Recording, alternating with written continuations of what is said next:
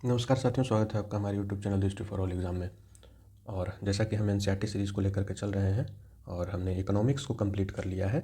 आज ये हमारा दूसरा कड़ी शुरू हो रहा है जो सामाजिक एवं राजनीतिक जीवन से संबंधित है, अर्थात पॉलिटी से बेसिकली ये संबंधित है। और इसी बारे में जो है सो हम विशेष इस पर चर्चा करेंगे कि कैसे जो है वो पॉलिटी हमारे लिए महत्वपूर्ण हो जाता है। इन सब के बारे में हम जानकारी प्राप्त करेंगे। उससे पहले एक बार हम सिलेबस को देख लें। और जैसा कि आप देख रहे हैं कि स्क्रीन पर ये कक्षा 6 के लिए पाठ्यपुस्तक है, अर्थात क्लास 6 का ये पाठ्यपुस्तक है पॉलिटी से संबंधित। और इससे क्या क्या आपको पढ़ना है वो हम एक बार सिलेबस को देख लेते हैं। और ये जो देखिए, ये जो क्लास 6 का जो एनसीईआरटी है, क्लास 7 का जो एनसीईआरटी है, ये बेसिकली आपको अभी कुछ विशेष क्या उसे कहते हैं कि आर्टिकल्स के बारे में नहीं बताएगा। अभी आपको एक समग्र जानकारी देगा, है ना। कि जैसे देखिए, विविधता क्या है, तो विविधता की समझ और भेदभाव कैसे किया जाता है ना। लोग कैसे भेदभाव करते हैं, कैसे जो है सो विविधता में एकता का जो नारा लगाया जाता है वो कैसे है, उस सब पे बात होती है। दूसरा एक आ जाता है सरकार। बहुत हम लोग सुनते हैं सरकार सरकार, तो ये सरकार है क्या, कैसे डिसीजन लिया जाता है कि कोई भी जो है सो सरकार है। फिर हम स्थानीय सरकार और प्रशासन, ये सरकार का डिवीजन है। ये स्थानीय सरकार और प्रशासन के बारे में बात करेंगे, जिसमें पंचायती राज, गांव का प्रशासन, नगर प्रशासन की बात होगी। और फिर एक इकाई चौथा है जो आजीविकाएं की बात करेगी कि ग्रामीण क्षेत्र में आजीविका क्या है और शहरी क्षेत्र में आजीविका क्या है। तो इस प्रकार से ये क्लास 6 का जो है वो एनसीईआरटी समाप्त हो जाएगा। तो इसी क्रम में बढ़ते हुए हम पहला इकाई के लेकर के आगे बढ़ रहे हैं, जो है विविधता, है ना। विविधता का मतलब ही होता है कि आपको एक ही क्लोज्ड एक एरिया है, उसमें विभिन्न प्रकार के विचार और संस्कृतियां पाई जाती हैं, है ना। वो विविधता कहलाती है ना। डाइवर्सिटी जिसको हम लोग इंग्लिश में कहते हैं, ये डाइवर्सिटी क्या है, तो ये इसी के बारे में आपको एक समग्र जानकारी देता है। देखिए, तो विविधता की समझ का ये जो बात कर रहा है, इसमें देखिए एक एक कहानी चलाया है जिसमें कहा है कि 3 बच्चे जो हैं वो अपनी सहायता से बताते हैं कि कैसे जो है सो कुछ ब कुछ मतलब कि एक जगह पे जो मिल रहा है वो अगली जगह पे कुछ और मिलता है, फिर अगली जगह पे कुछ और मिलता है। तो ये विविधता के बारे में हमें बताता है। अब देखिए, इसमें क्या है कि ये पूरे चैप्टर जो है वो आपको कहानी ही सिर्फ सुनाएगा और कहानी के जरिए समझाने की कोशिश करेगा कि जो है सो कैसे मतलब जो है सो विविधता को हम लोग देख सकते हैं, है ना। तो इसको अगर हम एक समरी के रूप में हम आपको अगर बताना चाहें तो वो कैसे होगा, तो वो आप यहाँ पे मैं आपको बताता हूँ कि विविधता बेसिकली डिसाइड कैसे होता है। विविधता, तो विविधता डिसाइड करने का कोई पैमाना नहीं है। डिफरेंट जैसे जैसे आप में अंतर दिखेगा वो विविधता का रूप होता चला जाएगा। जैसे भाषा के आधार पे विविधता होगी, ठीक है। उसके बाद आपका पहनावे के आधार पे विविधता होगी, पहनावा, है ना। फिर खान पान, ठीक है। फिर रहन सहन, ठीक है। फिर पूजा पद्धति, ठीक है। फिर वैचारिक विविधता आएगी इसमें, ठीक है। फिर आपका हो जाएगा सामाजिक विविधता, ठीक है। फिर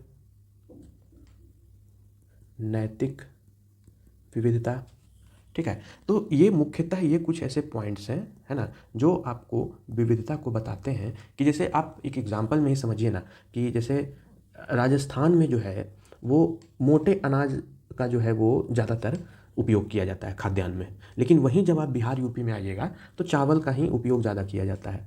पहनावे में अगर बात करें तो कश्मीर में आपको मोटे मोटे कपड़े मिलेंगे जो एक वो ठंड से बचाता है। लेकिन वही आप जब गोवा चले जाइए तो जितना पतला से पतला कपड़ा हो सके उन लोग पहनते हैं। क्यों? क्योंकि वहाँ पे गर्मी है। तो ये सब जो है, अब ये तो देखिए भूगोल की दृष्टि से देखेंगे तो एक जलवायु कारण है, फिर आपका भौगोलिक स्थिति का कारण है, वो अलग चीज़ है। लेकिन ये जो विविधता पाई गई है, ये राजनीतिक स्तर पर अगर हम देखेंगे तो इस विविधता को समझने के लिए हम डिफरेंट डिफरेंट पैमाने को डिसाइड करते हैं, जिसमें भाषा, पहनावा, खान पान, रहन सहन, नैतिकता, है ना, उनकी पूजा पद्धति, उनका वैचारिक विविधता, सामाजिक विविधता, इन प्रकार के विविधताओं को इसमें देखा जाता है। पूजा पद्धति तो हम कह सकते हैं, इसको हम शॉर्ट फॉर्म में धार्मिक भी कह सकते हैं कि धार्मिक विविधता भी हमें देखने को मिलती है ना। कोई क्रिश्चियन है तो कोई जो है वो आपका मुस्लिम है, कोई हिंदू है, कोई पारसी है। तो ये जो विविधताएं पाई जाती हैं, संस्कृतियों की विविधता है ना। एक और पॉइंट जोड़ सकते हैं हम लोग, सांस्कृतिक विविधता, कि पोंगल मन रहा है, जलीकट्टू हो रहा है, ये सब क्या है, ये सब विविधताएं हैं जो एक देश में अलग अलग जगहों पे अलग अलग मिलते हैं, है ना। तो ये प्रकार के जो हैं ये विविधताएं आपको देखने को मिलती है। अब जो समग्र रूप से ये जो आपको बताने की कोशिश कर रहा था वो यही था कि विविधताएं इतने प्रकार से हम इसको देख सकते हैं। अब इसमें विविधता में एकता ये कैसे निर्धारित किया जाता है ना? ये विविधता में एकता कैसे हुआ? तो ये क्या है ना कि एक राष्ट्र की भावना जब जागृत होती है, एक राष्ट्र की भावना, ठीक है, तो वो विविधता में एकता को दर्शाता है ना? देखिए कहता है ना कि आंदोलन जब किए तो एकजुट होकर आंदोलन किया, अंग्रेजों को अलग अलग तरीकों से विरोध किया। तो विरोध करने का तरीका एक अलग था, लेकिन वो विविधता थी कि कोई जो है वो अहिंसा का मार्ग अपना रहा है, कोई हिंसा का मार्ग अपना रहा है, कोई जो है वो अंडरग्राउंड होकर के आंदोलन कर रहा है। तो ये अलग अलग विविधताएं थी आंदोलन की, लेकिन समग्र रूप से क्या था, एक ही था, क्या कि हमें एक राष्ट्र की भावना है, हमें क्या करना है, राष्ट्र को स्वतंत्र करना है। और यही क्या हमें दर्शाता है, ये हमें विविधता में एकता को दर्शाता है ना? कि जैसे आप जो है वो मिष्टी दोई आपको दिल्ली में भी मिल जाएगा, लेकिन मुख्यतः ये बंगाल का व्यंजन है। तो ये क्या है, ये विविधताएं हैं व्यंजनों की, लेकिन हम उसको प्रोवाइड दिल्ली में भी कर पा रहे हैं क्योंकि हम विविधता में एकता के विश्वास रखते हैं। तो हम सारे सांस्कृतिक, सारे धर्म, सारे विचार, सारी भाषा, सभी का जो है सो हम जो है सो उसको ग्रहण करते हैं, और यही हमारे विविधता में एकता को दर्शाता है। ठीक है, तो इस प्रकार से ये आपका पहला क्लास 6 का चैप्टर का पहला जो है वो चैप्टर समाप्त होता है। दूसरा है विविधता में भेदभाव।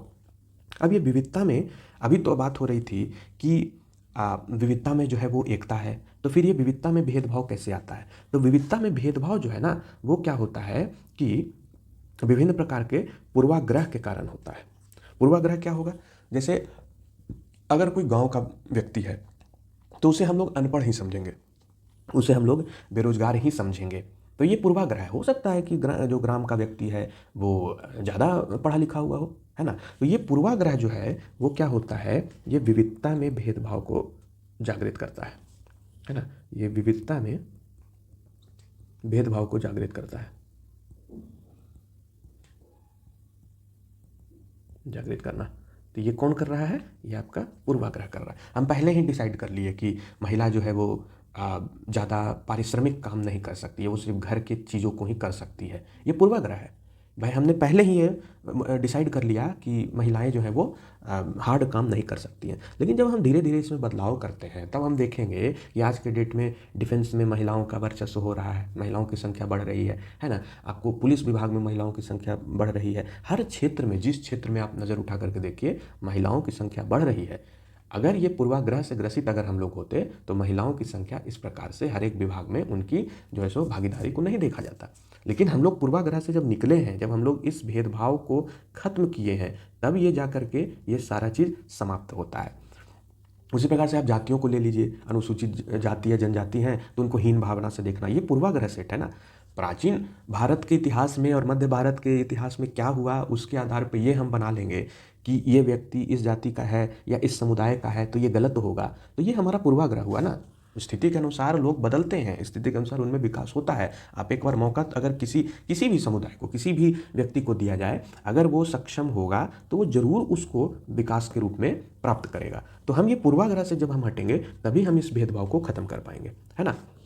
जैसे देखिए पूर्वाग्रह कहता है ना, कुछ धार्मिक विश्वास हो जाता है ना? फिर चमड़ी का रंग, वही काला गोरा का भेद, क्षेत्र का, है ना? बोलने का मतलब भाषा का, कपड़े पहनावे का। तो ये क्या है, ये सब पूर्वाग्रह है कि जो है सो अगर मणिपुर में लोग हैं और वो उनका पहनावा अलग है तो हम उनको हीन भावना से देखेंगे। ये पूर्वाग्रह लोग सेट कर देते हैं। तो इस पूर्वाग्रह से जब तक हम लोग नहीं निकलेंगे ये भेदभाव बरकरार रहेगा। और ज़्यादातर भेदभाव तो आपको धार्मिक विश्वास में देखने को मिलेगा, चाहे वो किसी धर्म की बात हो, चाहे वो हिंदू धर्म हो, मुस्लिम धर्म हो, हर जगह ये पूर्वाग्रह आश्रित है कि हिंदुओं में क्या है भाई, तो छुआछूत को लेकर के ज़्यादा वो दिखा जाता है भावना को। मुस्लिमों में अगर देखा जाए तो महिलाओं को का जो है सो उन लोग धार्मिक विशेषता के आधार पर जो है सो महिलाओं का उस प्रकार से नज़रिया रखना। तो ये सब क्या है, ये सब पूर्वाग्रह सेट है पहले से। इस पूर्वाग्रह में से हमें बाहर निकलना होगा, तभी हम विविधता में जो भेदभाव है उसको हम लोग हटा पाएंगे। इस तरह से लड़के और लड़कियों में भेदभाव, मैंने आपको बताया कि ये पूर्वाग्रह सेट है कि लड़कियां कुछ नहीं कर पाएंगी, है ना? ये पूर्वाग्रह लोग सेट कर लेता है, जबकि ऐसा नहीं है। तो उस प्रकार से जब हम उस चीज़ से बाहर निकलेंगे तो जो है हमारा भेदभाव समाप्त होगा। रूढ़िवादी धारणाएं बनाना, है ना? रूढ़िवादी धारणा क्या है, तो देश, धर्म, लिंग होने के कारण किसी को कंजूस, अपराधी या बेवकूफ़ ठहराते हैं, है ना? कि जैसे पूर्वाग्रह ये सेट है कि पाकिस्तान के हर व्यक्ति आतंकवादी ही होगा। ये ज़रूरी नहीं है ना, ये ज़रूरी बिल्कुल नहीं है। है ना। वो जो है सो ये पूर्वाग्रह सेट है कि इस विशेष समुदाय मुस्लिम समुदाय के लोग ही जो है वो आतंकवादी होंगे, ये पूर्वाग्रह है, ये ज़रूरी नहीं है, बिल्कुल ज़रूरी नहीं है ना।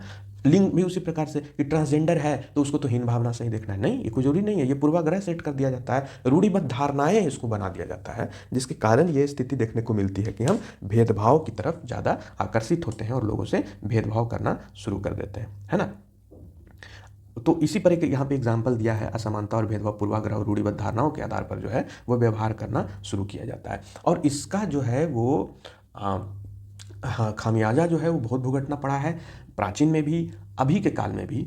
इसका जो था सो एक सुधार किया गया, जो डॉक्टर भीमराव अम्बेडकर थे, इन्होंने जाति व्यवस्था पर आधारित भेदभाव को, है ना, अपने अनुभव के बारे में लिखा है, उस पर सुधार किया है। और भी बहुत सारे आपको ऐसे नेता मिलेंगे आधुनिक भारत के इतिहास में, जैसे ज्योतिबा फुले, आत्माराम पांडुरंग, नारायण गुरु, भीमराव अम्बेडकर, इन सभी ने भेदभाव जो रूढ़िवाद धारणाएं थी उन सब में सुधार करने की पूरी कोशिश की और कहीं हद तक सफल भी हुए, है ना। समानता का संघर्ष हमेशा से जारी है।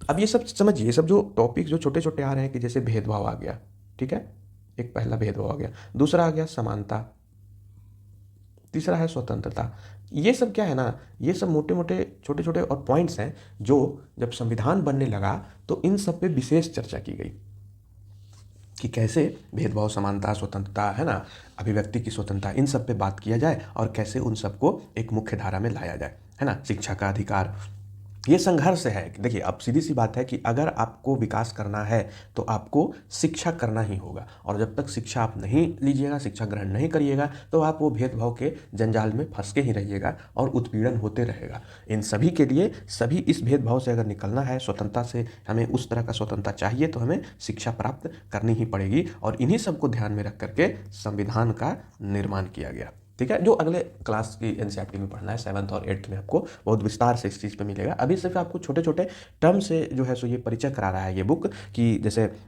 विविधता क्या है, भेदभाव क्या है, अस्पृश्यता जो एक शब्द आएगा आगे वो क्या है ना, कैसे असमानता के लिए संघर्ष हो रहे हैं, इन सब पे बात किया जाता है। तो इस प्रकार से ये दूसरा चैप्टर भी आपका समाप्त होता है। अब हम आते हैं तीसरे चैप्टर में, और उसका जो दूसरा इकाई है ना, ये दूसरा इकाई क्या है, सरकार। सरकार किसे कहते हैं उसको हम थोड़ा सा समझेंगे। देखिए सरकार क्या है, ये सबसे पहला क्वेश्चन है। तो सरकार पहले ही कहता है कि हर एक देश के विभिन्न निर्णय लेने एवं काम करने के लिए सरकार की जरूरत होती है, स्वाभाविक है। अब ये सरकार क्या करेगा, सरकार जो है वो सरकार गरीबों की मदद करने के लिए कई कार्यक्रम चलाते हैं, है ना। सरकार जो है कई सामाजिक मुद्दों पर भी कार्रवाई करता है। तो सरकार का आप अब धीरे धीरे मतलब समझ रहे होंगे कि इसका काम क्या है, ये करता क्या है ना। सरकार का काम देश की सीमाओं की सुरक्षा करना, है ना, और दूसरे देशों से शांतिपूर्ण संबंध बनाए रखना, ये भी सरकार का ही काम है। अगर कहीं कोई विवाद हो रहा है या अपराध करता है तो लोग न्यायालय जाते हैं, तो न्यायालय भी क्या है, ये भी एक सरकार है। सिस्टम और गवर्नमेंट, ये दोनों जो है ये क्या है, समाज में व्यवस्था बनाए रखने के लिए हर किसी को सामाजिक जो एक सेवाएं हैं वो प्रदान की जाए, ये काम जिस संस्था के द्वारा किया जाता है वो संस्था क्या कहलाती है, सरकार। और उस सरकार में न्यायालय भी इंक्लूड है। न्यायालय अगर किसी को न्याय दिला रहा है तो वो सरकार है, चाहे वो किसी प्रकार का न्यायालय हो, चाहे वो जिला न्यायालय हो, चाहे वो उच्च न्यायालय हो या सर्वोच्च न्यायालय हो, सारे जो है वो क्या करते हैं, सारे सरकार की श्रेणी में आते हैं। देखिए जब लोग इकट्ठा रहते हैं और काम करते हैं तो कुछ हद तक एक व्यवस्था की ज़रूरत होती है ना। और यही व्यवस्था क्या है, यह व्यवस्था कौन डिसाइड करता है, यह व्यवस्था कानून के द्वारा डिसाइड किया जाता है, ठीक है, कि कौन सा निर्णय कब होगा, कैसे क्या लागू होगा, है ना। ये सारा जो है डिसीजन एक व्यवस्था के द्वारा लिया जाता है। अब देखिए सरकार क्या होता है ना, 3 स्तर पे होता है। भारत के संदर्भ में ये बात हो रही है, तो सरकार के 3 स्तर हैं। पहला स्थानीय स्तर जो कि जिला पंचायत वगैरह जो आप देखते हैं, दूसरा है राज्य स्तर जो राज्य सरकार के रूप में आप देखते हैं, और तीसरा है राष्ट्रीय स्तर जो केंद्र सरकार के रूप में देखते हैं। देखिए इसमें बताया है कि स्थानीय स्तर का मतलब आपके गांव, शहर या मोहल्ले से है, राज्य स्तर का मतलब जो पूरे राज्य को ध्यान में रखे, जैसे हरियाणा, असम, है ना, और राष्ट्रीय स्तर की सरकार का संबंध पूरे देश में होता है, ठीक है। तो ये 3 प्रकार के जो है वो आपको 3 प्रकार के सरकार के स्तर आपको देखने को मिलते हैं, है ना। तो ये जब सरकार बन रही है, सरकार सब काम कर रही है, तो क्या सरकार अपने मनमाने ढंग से इस काम को करेगी? नहीं, इसका क्या होगा कि ये सरकार में कौन व्यक्ति आएगा, इसका डिसीजन कैसे किया जाता है, तो इसका डिसीजन कुछ कानून के द्वारा किया जाता है और उस कानून में ही एक आपको अधिकार दिया जाता है, चुनाव का अधिकार। तो हम लोग इलेक्शन के जरिए अपना रिप्रेजेंटेटिव सेट करते हैं और फिर सरकार बनाते हैं। अब जैसे देखिए, दो चीज़ यहाँ पे समझिए, फिर हम आगे बढ़ेंगे। सरकार जो है ना, वो सरकार दो प्रकार के होते हैं। एक होता है लोकतांत्रिक, है ना, और दूसरा होता है गैर लोकतांत्रिक। लोकतांत्रिक जिसको हम लोग राजघराना भी कहते हैं, है ना, राजघराने की सरकार। ठीक है, जैसे उदाहरण के लिए आप ऐसे समझ सकते हैं कि जैसे जो इंग्लैंड का जो राष्ट्रपति है, इंग्लैंड का जो राष्ट्रपति है वो वंशानुगत है ना, वो चेंज नहीं होगा। ठीक है, वो वंशानुगत है। प्रधानमंत्री चेंज हो सकता है, प्रधानमंत्री का इलेक्शन होता है, लेकिन जो प्रमुख है, जो उस राष्ट्र का जो प्रमुख है, प्रेसिडेंट है, वो वंशानुगत है ना। और उसी प्रकार से अगर लोकतांत्रिक में हम देखेंगे तो भारत का जो राष्ट्रपति है, भारत का जो राष्ट्रपति है भारत का, वो कैसा है, वो चुनाव उसका होता है ना, चुनाव प्रक्रिया के द्वारा चुना जाता है एक निश्चित अवधि के लिए। ठीक है, तो ये सरकार दो प्रकार के हो गए, जिसको हम लोग एस्थेटिक और जो है सो डेमोक्रेटिक कहते हैं। एस्थेटिक हो गया आपका गैर लोकतांत्रिक, जिसको वंशानुगत कहते हैं, और जो आपका जो लोकतांत्रिक हो गया, वो लोकतांत्रिक हो गया आपका डेमोक्रेसी, जो इलेक्शन के जरिए डिसीजन होता है। अगले क्लास में जब आप क्लास 7th 8th में आइएगा तो इस लोकतांत्रिक सरकार में भी बहुत सारे डिफरेंट क्रिएट किए जाते हैं। कैसा, एक होता है प्रेसिडेंशियल डेमोक्रेसी, जिसको अध्यक्षात्मक लोकतंत्र कहते हैं। एक होता है आपका पार्लियामेंटरी, है ना, जिसको संसदीय जो है सो लोकतंत्र कहते हैं। तो इस पर हम अगले क्लास में इस पर विशेष चर्चा होगी। फिलहाल आप ये समझिए कि लोक सरकार जो है वो दो प्रकार के होंगे, लोकतांत्रिक और गैर लोकतांत्रिक। लोकतांत्रिक का मतलब हो गया कि चुनाव होगा, और गैर लोकतांत्रिक का मतलब क्या हो गया, वंशानुगत चलेगा।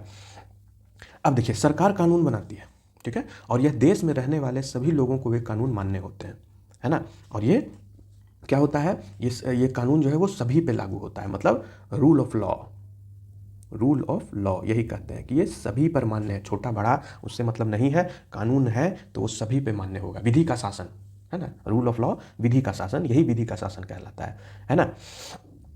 सरकार के पास जैसे कानून बनाने की ताकत है, वैसे ही यह ताकत भी होती है कि लोगों को कानून मानने के लिए बाध्य करे। ये भी ध्यान रखना है, सरकार कानून बना दिया, कानून को पालन करवाने की जिम्मेदारी भी सरकार के पास होती है। जैसे आप पुलिस को देखते हैं, ट्रैफिक पुलिस को देखते हैं, है ना, वो तैनात है सड़क पे। अगर कोई नियमों का उल्लंघन कर रहा है, जैसे किसी ने ट्रैफिक रूल को तोड़ दिया, कोई हेलमेट से नहीं चल रहा है, मोटरसाइकिल चला रहा है, तो किसी के पास लाइसेंस नहीं है, 4 व्हीलर में बैठा हुआ है तो सीट बेल्ट नहीं लगाया है, तो ये सब क्या है ना कि इससे नुकसान किसका होगा, इससे नुकसान उसी व्यक्ति का होगा। तो ये जागरूकता दिलाने के लिए सरकार जो है विभिन्न प्रकार से कानून को मानने के लिए बाध्य करती है ना। तो ये कानून बनवाने का जो बाध्यता है वो सरकार के पास ही मौजूद है। गाड़ी चलाने के पास लाइसेंस होना चाहिए, अगर लाइसेंस के बिना गाड़ी चलाते हैं तो पकड़ा जाएगा, तो सज़ा काटनी होगी, जुर्माना भरना पड़ेगा। स्वाभाविक सी बात है, कोई क्यों जेल जाना चाहेगा बिना मतलब का। तो इस चक्कर में जो है वो आपको कानून को मानने के लिए बाध्य किया जाता है, और जो कि ज़रूरी है। एक सभ्य समाज, एक सभ्य राष्ट्र में कानून का पालन करना सबसे श्रेष्ठ माना गया है, तो कानून का पालन होना चाहिए, है ना। अब देखिए, इसमें फिर एक जगह कहता है कि लोकतंत्र में तो लोग ही सरकार को यह शक्ति देते हैं, है ना, किसके माध्यम से, चुनाव के माध्यम से।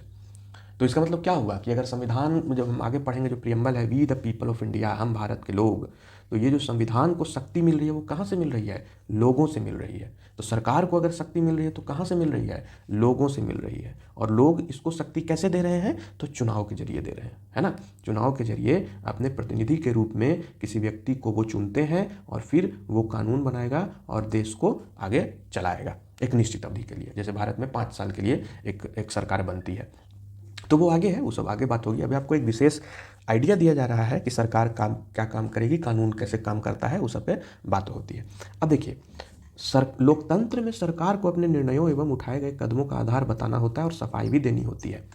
ये एक कंट्रोल बताता है कि कैसे एक दूसरे से लोग कंट्रोल्ड हैं। सरकार क्या हो गया, सरकार हो गया कार्यकारिणी जिसको कहते हैं, है ना, इसको कार्यपालिका जिसको कहा गया, कार्यपालिका, एग्जीक्यूटिव, है ना। सरकार है कार्यपालिका, ये भी किसी के प्रति जवाबदेही होगी, किसी संस्था के प्रति जवाबदेहिता इसकी निर्धारित की जाती है, और वो संस्था कौन है, विधायिका, जो हम लोग संसद के रूप में देखते हैं और राज्य स्तर पे विधानसभा और विधान परिषद के रूप में देखते हैं। तो ये उसके प्रति उत्तरदायी होगा। बजट पेश होगा, कितना बजट आया, कैसे, किस विभाग में क्या मिल रहा है, क्यों मिल रहा है, इन सब पे सरकार चर्चाएं करती है, पक्ष विपक्ष बैठता है और पूरा एक विश्लेषण होता है। उसके बाद जो है वो कानून पास किया जाता है या वो बजट पास होता है। कोई कानून बन रहा है तो इसी प्रकार से बहुत सारी प्रक्रियाएं होती है, उसके बाद जाकर के कानून आपके पास मिलता है। तो ये क्या हुआ, ये निर्धारित यही होता है कि सरकार जो है वो किसी एक संस्था के प्रति उत्तरदायी होगी, और वो संस्था कौन है, वो विधायिका है। अब जैसे देखिए ऊपर हम बताए थे आपको कि सरकार के प्रकार होते हैं, एक लोकतांत्रिक और एक गैर लोकतांत्रिक। तो इसी के बारे में ये चर्चा करेगा। ये देखिए लोकतांत्रिक सरकार क्या है, तो लोकतंत्र की मुख्य बात यह है कि लोगों के पास अपने नेता को चुनने की शक्ति होती है, जबकि वहाँ पे नहीं है। जो वंशानुगत सरकारें होती है उसमें ये देखने को नहीं मिलता है। जैसे नॉर्थ कोरिया है ना, ये वंशानुगत सरकार चली आ रही है। कहने को कहता है कि हम इलेक्शन करा रहे हैं, बट यहाँ इलेक्शन नहीं होता है, ये वंशानुगत सरकार रहती है यहाँ पे। ठीक है, तो लोकतंत्र की मुख्य बात क्या है, तो लोकतंत्र का मुख्य बात, पहला विशेषता यही है कि लोग जो है वो अपने नेता को चुनने की शक्ति रखते हैं, है ना। और लोकतांत्रिक सरकार को प्रायः प्रतिनिधि लोकतंत्र कहते हैं, है ना। तो लोकतांत्रिक सरकार जो है उसको प्रतिनिधि जो है सो लोकतंत्र कहा जाता है। कोई भी सरकार अपने आप को तब तक लोकतांत्रिक नहीं कह सकती जब तक वह देश के सभी वयस्क नागरिकों को वोट देने का अधिकार न दे। ये सबसे मोस्ट इंपॉर्टेंट पॉइंट हो जाता है कि ये सरकार, कोई भी सरकार अपने आप को लोकतांत्रिक तभी कह सकती है जब उसके देश के सभी वयस्क नागरिक जो है वो वोट देने के अधिकार प्राप्त हो उन्हें, है ना। अब देखिए क्या होता था कि ये वोट देने की जो बात है इस पर थोड़ा सा एक विचार किया है कि पहले क्या होता था कि कुछ जो शुरुआती दौर में केवल उन्हीं पुरुषों को वोट देनी होती थी जो पढ़े लिखे थे, है ना, और जिनके पास संपत्ति होती थी। इसका मतलब ये हुआ कि औरत, गरीब और अशिक्षितों को वोट देने का अधिकार नहीं था। वैसी स्थिति में क्या होती थी, देश उन्हीं नियमों के सहारे चलते थे जो ये गिने चुने पुरुष बनाते थे, है ना। जैसे आप आधुनिक भारत के ही इतिहास के विकास को देखेंगे तो जो सेपरेट इलेक्टोरल दिया गया है ना, महिलाओं को इलेक्शन का अधिकार दिया गया। पहले ये सब नहीं था, पहले कुछ क्लासेस ही होते थे जो अपर क्लासेस, पढ़े लिखे जो एक वर्ग कहा जाता था, उन्हीं के द्वारा जो था वो आपको ये चीज़ देखने को मिलती थी कि वही लोग जो था वो इलेक्शन में बैठते थे और अपना डिसीजन लेते थे। और वो सारे डिसीजन जो था वो किन पे थोप दिया जाता था, गरीबों पे थोप दिया जाता था, अनपढ़ों पे थोप दिया जाता था, महिलाओं पे थोपा जाता था। तो ये एक तरीके से भेदभाव थी, है ना, कि क्योंकि उस समय विकास था नहीं। शुरुआती दौर में लोकतांत्रिक सरकार को इसी रूप में देखा जाता था कि कुछ क्लासेस के द्वारा जो था वो इलेक्शन किया जाता था। एक टर्म है सफरेज मूवमेंट। ये सफरेज मूवमेंट क्या है, तो सफरेज मूवमेंट ये है कि जब प्रथम विश्व युद्ध के दौरान जब सारे जो पुरुष थे वो सेना में भर्ती होकर के युद्ध लड़ रहे थे, तो महिलाओं को वो सारे काम करने पड़े जो पुरुषों द्वारा किया जाता था। और उसी दौरान जो था वो उन्होंने इलेक्शन भी किया। और तब लोगों को ये समझ में आया कि है ना, इस आंदोलन में महिला मताधिकार आंदोलन होता है जिसे सफरेज मूवमेंट कहते हैं। तो तब जो कुछ नेता लोग थे, तब उन लोगों को समझ में आया कि हम लोग जो है वो महिलाओं को, फिर वही देखिए जो पूर्वाग्रह की जो बात आई ना, ये पूर्वाग्रह यहाँ डिसाइड होता है कि पूर्वाग्रह के जरिए हम लोग डिसाइड किए हुए थे कि महिलाओं के द्वारा कोई भी संचालन सही ढंग से नहीं किया जा सकता है। तो क्या होता था कि उनको मतदान करने का अधिकार नहीं दिया जाता था, है ना। और फिर क्या हुआ कि वोट देने का अधिकार उन्हें सफरेज के मूवमेंट के द्वारा दिया गया, और फिर जो था वो महिलाएं इलेक्शन में भाग लेने लगी। और आज के डेट में देखिए कि इलेक्शन किस प्रकार से इतना महत्वपूर्ण हो गया कि महिलाओं के द्वारा अब प्रतिनिधि किया जाता है। बहुत सारे ऐसे रिजर्वेशंस के द्वारा जो है वो विभिन्न प्रकार से महिलाओं को राजनीति में भागीदारिता बनाने के लिए प्रोत्साहित किया जा रहा है।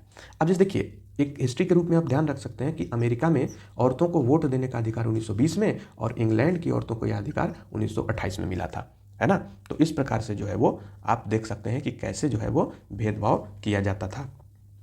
अब देखिए क्या कहता है कि अन्यायपूर्ण व्यवहार के लिए गांधी जी ने विरोध किया, और 1931 में यंग इंडिया पत्रिका में उन्होंने लिखा था कि यह विचार मैं सहन नहीं कर सकता कि जिस आदमी के पास संपत्ति है वो वोट दे सकता है, लेकिन वह आदमी जिसके पास चरित्र है पर संपत्ति या शिक्षा नहीं, वह वोट नहीं दे सकता, है ना। तो ये जो है वो आपको निर्धारित करता है कि कैसे आप डिसीजन ले सकते हैं, और कैसे जो है वो धीरे धीरे इसमें विकास किया गया और लोगों को इसमें शामिल किया गया, समाज के हर वर्ग को इसमें शामिल किया गया, और लोग जो है वो मतदान देने के लिए प्रेरित किए गए। तो इस प्रकार से ये तीसरा अध्याय भी आपका समाप्त हुआ। अब हम तीसरे इकाई और चौथे अध्याय की तरफ आते हैं, जो है स्थानीय सरकार और प्रशासन, है ना। और चौथा अध्याय क्या है, चौथा अध्याय है आपका पंचायती राज। ये पंचायती राज क्या है ये थोड़ा सा हम समझ ले। पंचायती राज नाम से ही लग रहा है कि आपको जो है ये ग्राम स्तर पे इसकी बात की जा रही है ना। देखिए ये पिक्चर देखिए, ये 5 लोग मौजूद हैं। ये 5 लोग ही क्या कहलाते हैं? सरपंच कहलाते हैं। और यही जो संस्था बनती है इसी को पंचायत कहते हैं। और ये गांव के लोग बैठे हुए हैं। और ये जो पूरी सभा बैठ रही है ना, इसे ही हम क्या कहते हैं? ग्राम सभा कहते हैं। ठीक है, तो ग्राम सभा क्या होती है वो देखिए। कहता है कि ग्राम सभा एक पंचायत के क्षेत्र में रहने वाले सभी वयस्कों की सभा होती है। ध्यान रखिएगा, आपको पीटी में ये सवाल कर सकता है स्टेटमेंट दे करके कि ग्राम सभा क्या है? कि पंचायत के क्षेत्र में रहने वाले सभी व्यक्ति होते हैं, सभी नागरिक होते हैं, है ना? तो नहीं, सभी नागरिक नहीं होंगे, सभी व्यक्ति नहीं होंगे, सभी वयस्क होंगे। और इंडिया में वयस्कता कब से है? 18+ ईयर्स। ठीक है, तो अब वयस्क का देखिए यहाँ पे डिफाइन किया है कि कोई भी व्यक्ति जिसकी उम्र 18 वर्ष या उससे ज़्यादा हो, जिसे वोट देने का अधिकार प्राप्त हो और जिसका नाम गांव की मतदाता सूची में हो, वह ग्राम सभा का सदस्य होता है। ध्यान रखिएगा, 3 बातें ध्यान रखनी है कि सबसे पहला ग्राम सभा में सदस्यता के लिए 18 वर्ष या उससे अधिक का आयु होना चाहिए। दूसरा चीज़ है कि उसे वोट देने का अधिकार प्राप्त हो। और तीसरा चीज़ क्या है कि गांव की मतदाता सूची में उसका नाम हो। अगर वो मतदाता सूची में उसका नाम नहीं है और उसके पास जो है वो वोट देने का अधिकार है, तो वो ग्राम सभा का सदस्य नहीं बनेगा। 3 शर्तें होना बहुत ज़रूरी है। सबसे पहला आपका उम्र 18+ होना चाहिए। दूसरा, आपको वो वोट देने का अधिकार अर्थात वो जो वोटर कार्ड जो बनता है वो आपका मौजूद होना चाहिए। और तीसरा क्या कहता है कि जब भी इलेक्शन के दौरान जो मतदाता सूची निकलते हैं उन सूची में आपका नाम शामिल होना चाहिए। अगर ये तीनों आप फुलफिल करते हैं तो आप ग्राम सभा के सदस्य कहे जाएंगे, है ना? तो सबसे निचला स्तर जो है पंचायत में, वो पंचायत का सबसे पहला, जिसको कहिए पहला या निचला जो स्तर है वो क्या है? ग्राम सभा है। यहीं से सरकार, स्थानीय सरकार की शुरुआत होती है ग्राम सभा के जरिए। तो ग्राम सभा ये हुआ। अब ग्राम पंचायत की ओर आते हैं। ग्राम पंचायत क्या है इसको भी समझते हैं थोड़ा, क्योंकि ग्राम सभा तो समझ गए कि जो उस गांव के जो व्यक्ति होंगे 18+ जो होंगे, जिनके पास वोटर आईडी है और जिनका नाम जो है वो मतदाता सूची में मौजूद है, वही क्या होंगे? ग्राम सभा के सदस्य होंगे। ये ग्राम पंचायत क्या है इसको थोड़ा सा समझें। तो ग्राम पंचायत क्या होता है कि कई वार्डों में बटा हुआ होता है ना? वार्ड मतलब छोटा क्षेत्र, है ना? छोटे छोटे क्षेत्रों में इसको बांट दिया जाता है। ठीक है, प्रत्येक वार्ड का अपना एक प्रतिनिधि होगा, ठीक है, जो वार्ड पंच के नाम से जाना जाएगा। उसके साथ पंचायत क्षेत्र के लोग मिलकर सरपंच को चुनते हैं। अब समझिए, एक एक स्टेज को समझिए कि ग्राम सभा हो गया। ग्राम सभा में फिर ग्राम पंचायत आएगा। ग्राम पंचायत में कई वार्ड बनाए जाते हैं, वार्ड नंबर 1, 2, 3, 4 ऐसे चलते रहते हैं जब तक कि वो क्षेत्र का निर्धारण ना हो जाए, क्षेत्र की सीमा समाप्त ना हो जाए। उसके बाद क्या होगा? प्रत्येक वार्ड अपना एक प्रतिनिधि चुनता है। वो वार्ड क्या करेंगे? पंच के नाम से जाने जाते हैं। ठीक है, इसके बाद क्या होगा कि वो सारे प्रतिनिधि, वार्ड प्रतिनिधि मिलकर क्या करेंगे? सरपंच को चुनते हैं, है ना? जो पंचायत का क्या होगा? मुखिया होगा। और वार्ड पंच और सरपंच मिलकर ही ग्राम पंचायत का गठन 5 साल के लिए करते हैं। मतलब ये हो गया ग्राम पंचायत। ठीक है, ग्राम पंचायत। इसका गठन कैसे किया जाएगा? इसका गठन किया जाएगा वार्ड पंच प्लस सरपंच के द्वारा। ये गठन किया गया।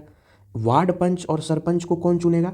है ना, क्या होता है? ये चुने जाएंगे पंचायत क्षेत्र के लोग। पंचायत क्षेत्र, है ना? पंचायत क्षेत्र मतलब वार्ड पार्षद। वार्ड पार्षद। और ये वार्ड पार्षद का चुनाव कौन करेगा? तो ये वार्ड पार्षद का जो चुनाव है वो ग्राम सभा सदस्य द्वारा किया जाएगा।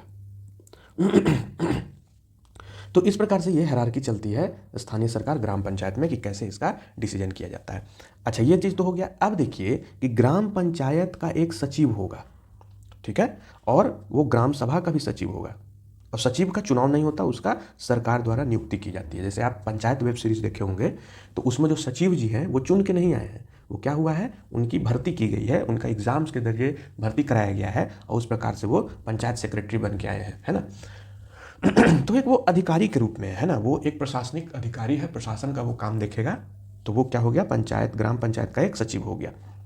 सचिव का काम क्या है? तो सचिव का काम है ग्राम सभा और ग्राम पंचायत की बैठक बुलाना और जो भी चर्चा एवं निर्णय हुए उनका रिकॉर्ड रखना।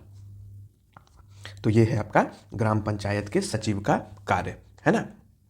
इसके बाद हम थोड़ा सा जब आगे बढ़ेंगे तो हम एक कहानी है जिसमें ग्राम सभा और अमीर चंद की बात हो रही है, फिर उसमें जो है सूरजमल की बात हुई है, बिरजू की बात हुई है।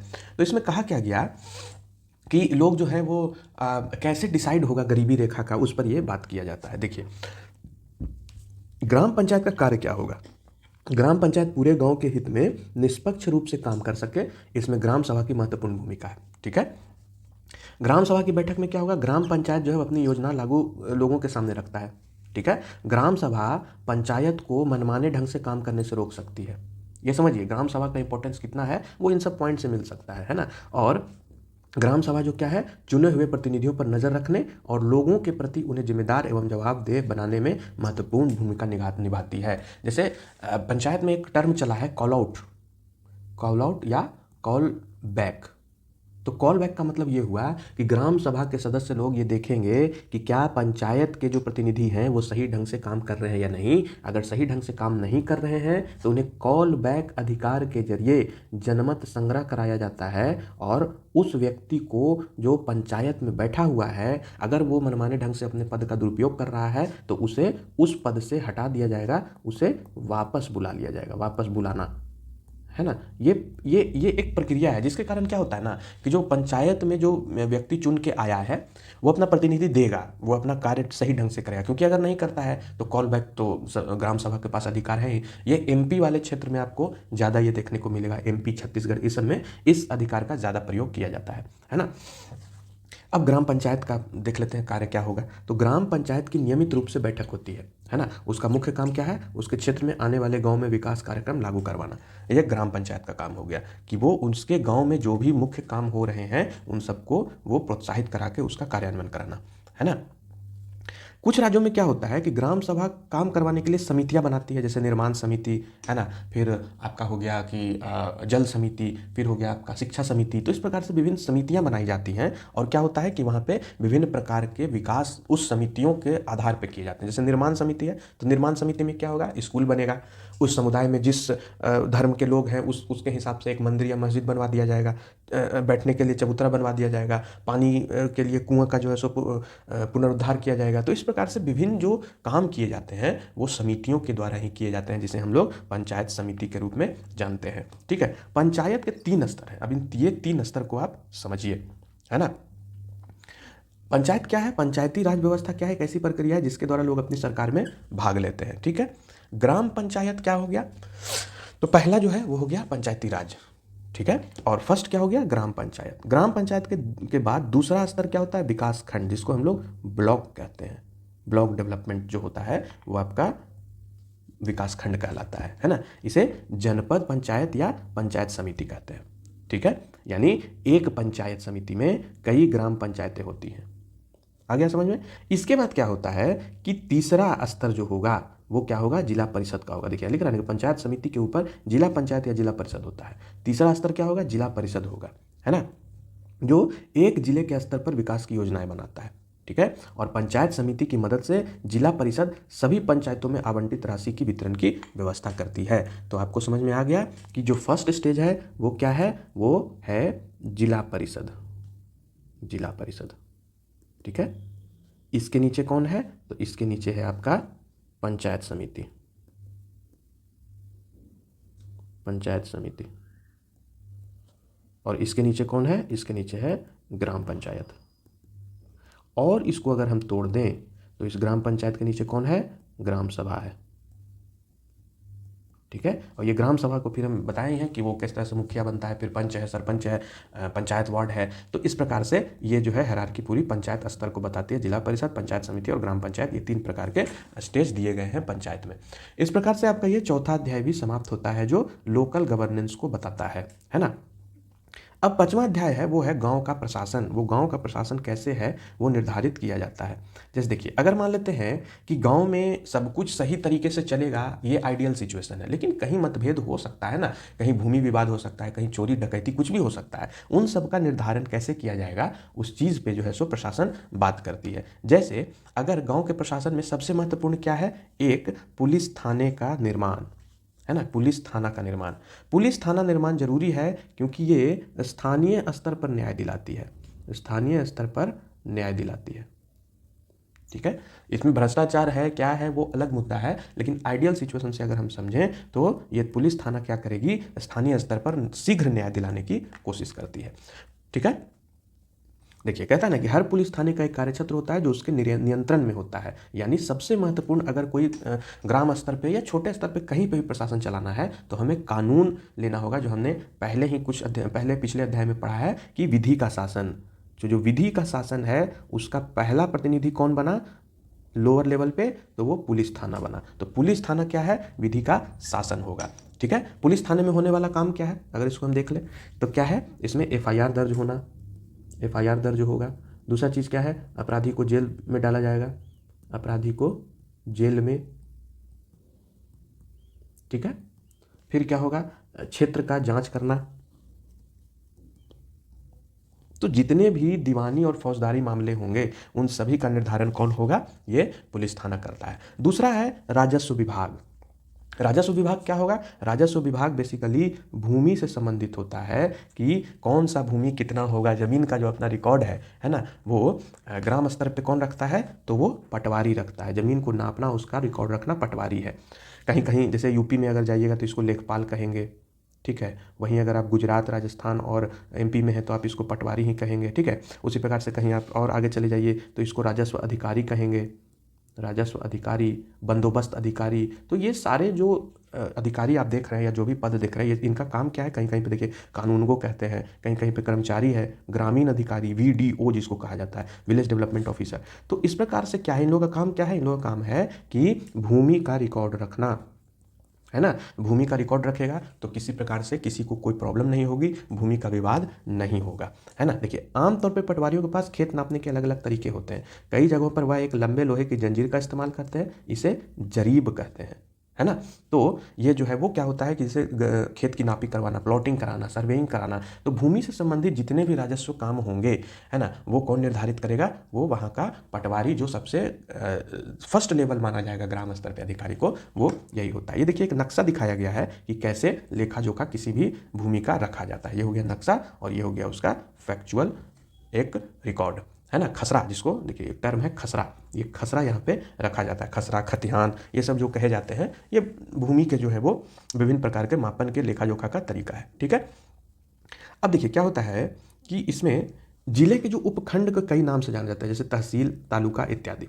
ठीक है, तो सभी राज्य क्या है, जिलों में बटे हुए हैं।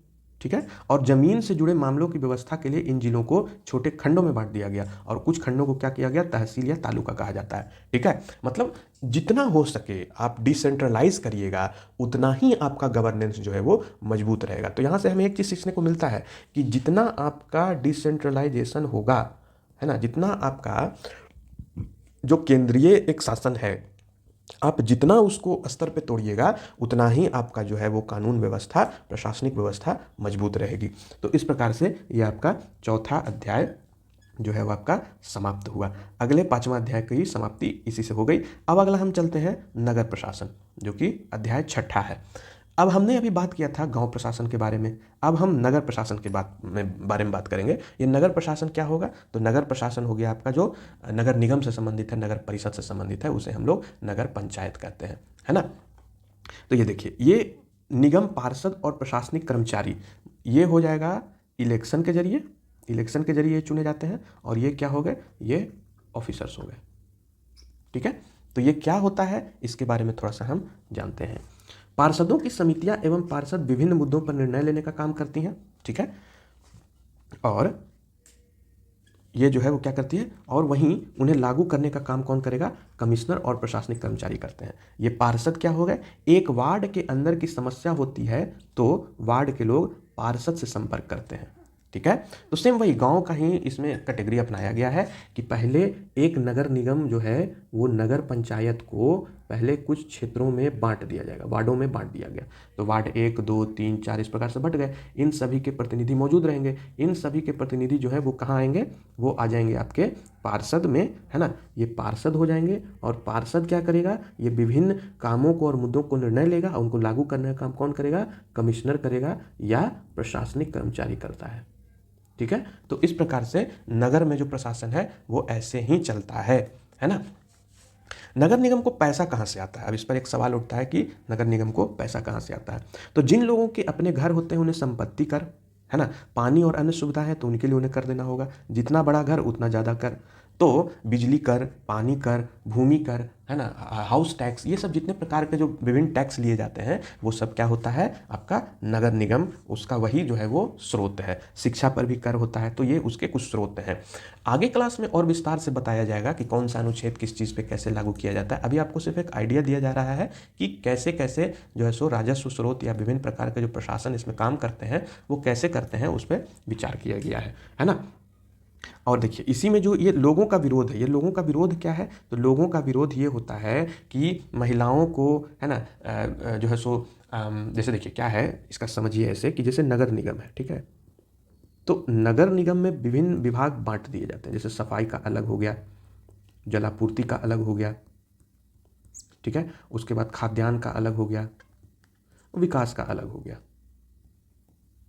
ठीक है।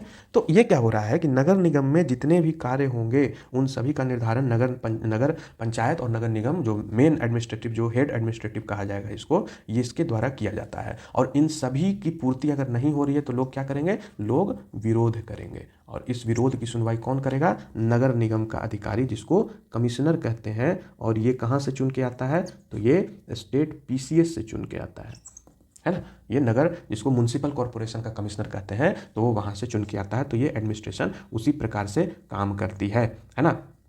अब देखिए, तो ये आपका छठा अध्याय भी इसमें समाप्त हुआ। ये देखिए, ये सफाई कर्मचारी, ये नगर निगम का ही प्रशासन है ना। ये देखिए यहाँ पर भी जो ये काम हो रहा है ये भी नगर निगम का ही प्रशासन के द्वारा ये काम किए जाते हैं, ठीक है। अब देखिए, अब हम अगला चैप्टर आ गए, इकाई चौथा, जो कि अध्याय 7वां है। और ये आजीविकाएं की बात करेगा कि कैसे जो है उन लोग अपना आजीविका को बना के रखते हैं। ये आपका अध्याय, ये इकाई बताता है, जिसमें अध्याय 7वां क्या है, ग्रामीण क्षेत्र में आजीविका। ग्रामीण क्षेत्र में आजीविका को जो है वो मुख्य रूप से अगर हम समझें तो कैसे समझ सकते हैं, उसको हम आपको एक छोटा सा समरी दे देते हैं। उससे आपको समझ में आ जाएगा कि गांव में जो है वो कैसे जो है वो अपनी आजीविका को निर्धारण किया जाता है। देखिए इसमें क्या होता है ना, कि इसमें 2-3 कहानी दी गई है। एक तो तुलसी की कहानी है ना, एक आपका कलपट्टू गांव की कहानी है, और एक जो है वो आपका यहाँ पे शेखर की कहानी बताया गया है। तो अब इन सब का निर्धारण कैसे होता है उस चीज़ को समझिए। होता क्या है कि गांव में अगर आजीविका को बनाना है तो गांव में आजीविका का एकमात्र स्रोत क्या है, कृषि, ठीक है। इस कृषि को मजबूत करने के लिए सरकार द्वारा क्या किया गया, सरकार द्वारा विभिन्न संस्थाएं दी गई कि अधिक जो है वो आप बीज ले सकते हैं, अच्छा बीज लेना है ना। संस्थाएं में कैसा, बीज वितरण, ठीक है, बीज वितरण हो गया। फिर आपका हो गया कि सिंचाई व्यवस्था, तो इस प्रकार से ये व्यवस्थाएं की जाती हैं आदि, ठीक है। दूसरा जो स्रोत किया गया वो नाबार्ड की स्थापना के द्वारा किया गया। इकोनॉमिक्स में हम इस पर चर्चा कर चुके हैं। नाबार्ड की स्थापना से क्या हुआ कि कृषि से संबंधित जितने भी हमें ऋण लेने हैं, वो ऋण या जितने भी हमें आर्थिक सहायता जो है वो उस प्रकार से हमें करना होगा। आर्थिक सहायता प्रदान की जाती है, और प्रदान करने के बाद क्या होता है कि कृषि को मजबूत कर दिया जाता है। वहाँ के संसाधनों से आय के स्रोत निकालना, आय के स्रोत निकालना, ठीक है। तो ये क्या हो गया, ये गांव में आजीविका हो गई, जिसका निर्धारण किया जाता है कि कैसे जो है सो गांव में आजीविकाएं होंगी, है ना। ये देखिए कहानियों के द्वारा समझाया गया। आप इस फिगर को देखिए कि जैसे मछली वाला क्षेत्र है, पानी वाला क्षेत्र है, तो वहाँ मछली बेच करके अपना वो कर रहा है। तो विभिन्न प्रकार के बाजार का जो संसाधन है उसका आय के स्रोत में इस्तेमाल करना, जैसे रुपाई, बुनाई, निराई, कटाई, है ना। इस प्रकार से क्या है, विभिन्न तरीके से अपने आय का निर्धारण करते हैं, और यही क्या हुआ, उनका आजीविका का साधन होता है। ये क्या हुआ, अगर मुख्य रूप से हम कहें तो ग्रामीण क्षेत्र में आजीविका कैसे आएगी, तो ग्रामीण क्षेत्र में आजीविका जो आएगी वो वहाँ के संसाधनों के दोहन से आएगा, संसाधन के प्रयोग या दोहन से आएगा, ठीक है।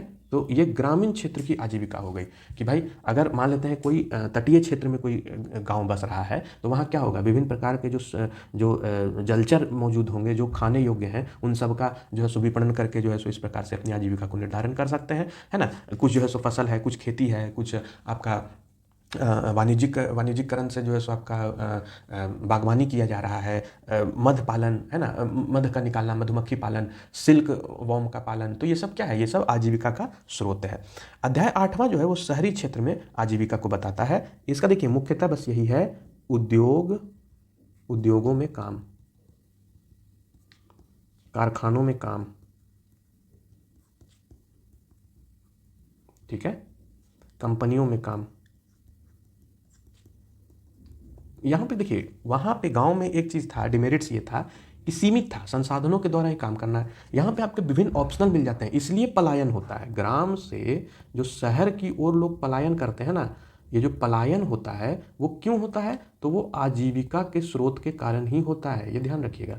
आजीविका का स्रोत ही एक कारण है, जिसके कारण क्या होता है कि लोग शहर की तरफ पलायन करते हैं। शहर में आते हैं तो विभिन्न प्रकार के ऑप्शंस उनको मिल जाते हैं। स्कूल में काम, स्कूल में काम, तो जितना भी आप देख रहे हैं, जैसे देखिए स्कूल है, बिल्डिंग्स है, मजदूरी करना है ना, ये देखिए उद्योग हैं विभिन्न प्रकार के, इन सभी में जो काम कराया जाएगा यही आजीविका के स्रोत बन जाते हैं। जैसे देखिए नाई का काम कर रहे हैं, यहाँ से आजीविका कमा रहा है, सफाई कर्मचारी के रूप में आजीविका कमा रहा है, बस ड्राइविंग के रूप में आजीविका कमाया जा रहा है ना। तो ये विभिन्न प्रकार के जितने भी हैं, देखिए सड़कों पर काम करना, ये आजीविका का स्रोत है, ठीक है।